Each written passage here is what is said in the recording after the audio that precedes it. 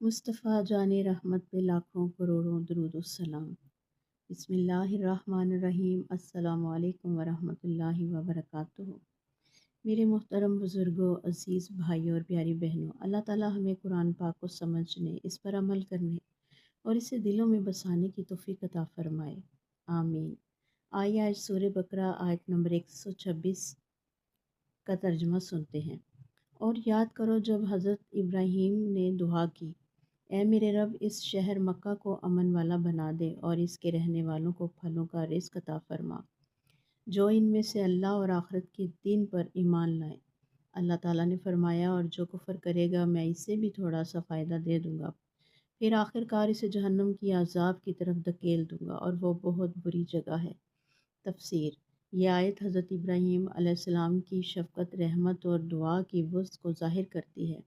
انہوں نے صرف اپنے لیے نہیں بلکہ آنے والی نسلوں کے لیے دعا کی، امن کی دعا کیونکہ ایمان کے لیے امن ضروری ہے، رزق کی دعا کیونکہ بھوکا انسان عبادت میں کمزور ہو جاتا ہے۔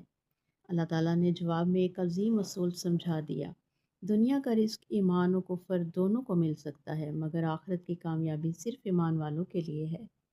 یہ ہمیں سکھاتا ہے کہ دنیا کی نعمتیں اللہ کی مہلت ہیں، جبکہ آخرت کی نعمتیں اللہ کی رضا کی نشانی ہیں۔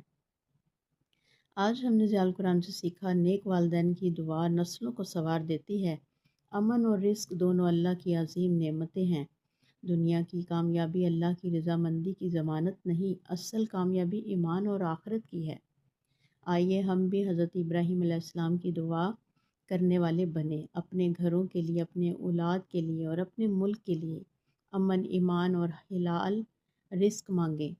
دعا ہے اس رب ذوالجلال سے، اللہ ہمارے گھروں کو امن کا گہوارہ بنا دے، ہمارے دلوں کو ایمان سے بھر دے، ہمیں حلال اور پاک رزق عطا فرما، اور ہماری اولاد کو ہماری آنکھوں کی ٹھنڈک بنا دے، آمین یا رب العالمین۔